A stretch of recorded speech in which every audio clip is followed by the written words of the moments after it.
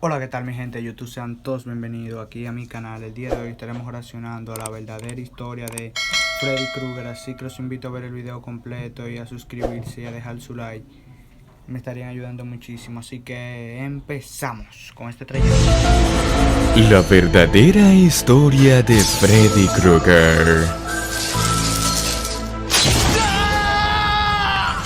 Seguramente has escuchado alguna vez esta tétrica canción de la famosa película de terror Pesadilla en la calle Elm. 1, 2 y Freddy viene a por ti.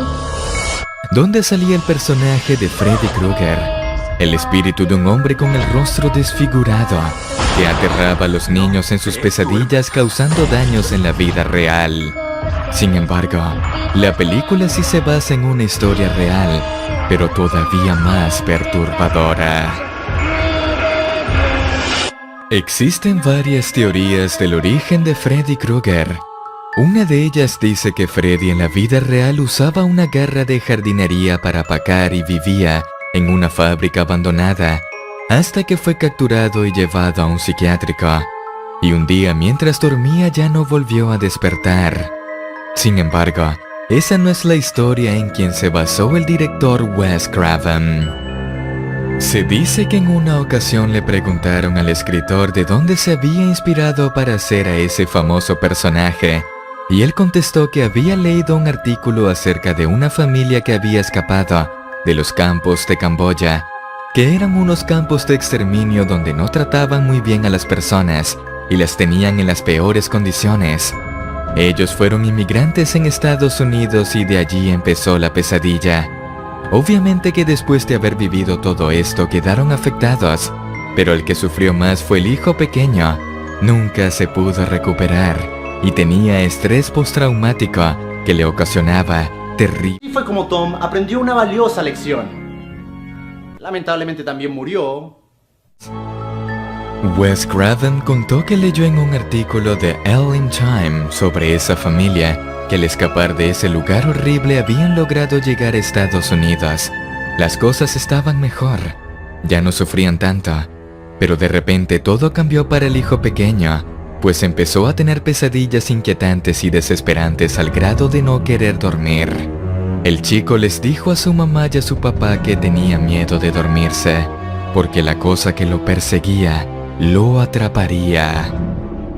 Ellos le dijeron que las pesadillas eran bastante comunes y que no debían de tener miedo, pero al ver que no había resultado y ver que él no dormía lo llevaron al doctor, donde le recetaron somníferos y aparentemente los tomaba, pero resultaba que no, los escondía. Incluso tenía una cafetera en su habitación para no quedarse dormido.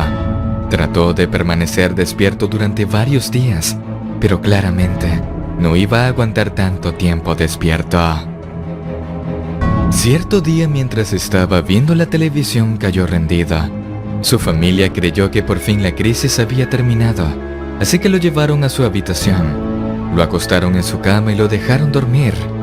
Toda la familia se había ido a descansar, pero en medio de la noche escucharon gritos desesperados provenientes de la habitación de su hijo, por lo que corrieron a verlo. Sin embargo, cuando llegaron a él, el pequeño ya se había ido de este mundo. Abandonó su cuerpo en medio de una pesadilla, y de allí nació la idea de Freddy Krueger. No tienes que tener ningún miedo.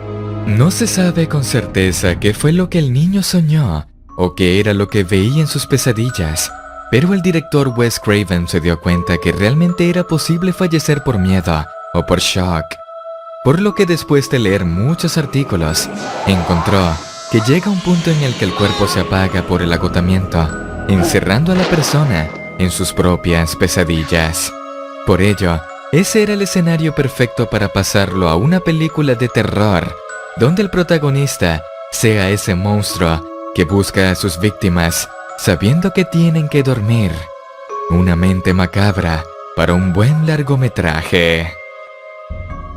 A pesar de que muchos no creían esa obra y de que Wes Craven estaba prácticamente en la ruina, por fin logró su cometido, y años más tarde, después de haberla escrito, llegó a las pantallas Pesadilla en la calle Elm, en 1984, siendo todo un éxito en las películas de terror y que además dejó aterrorizados a muchos niños de aquella época.